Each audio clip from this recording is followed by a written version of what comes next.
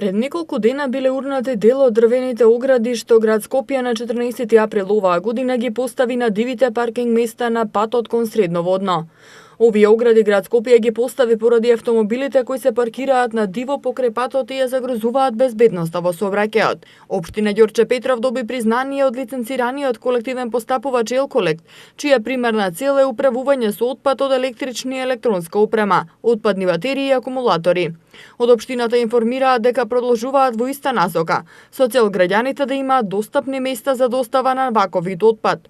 Со завршување на изработка на бекатон елементи на улицата 4 во Ново село, општина Ѓорче Петров го реши долгогодишниот проблем на тамошните жители, а ќе продолжат и во иднина со реализација на зацртаните планови во интерес на своите граѓани. Денеска од 19 часот во местната заедница Долно Лисиче, општина Аеродром се организира средба со граѓани на градоначалникот Златко Марин, на која се разговара за предвидените инфраструктурни зафати на регионалниот пат Јурумлер-Идрачево.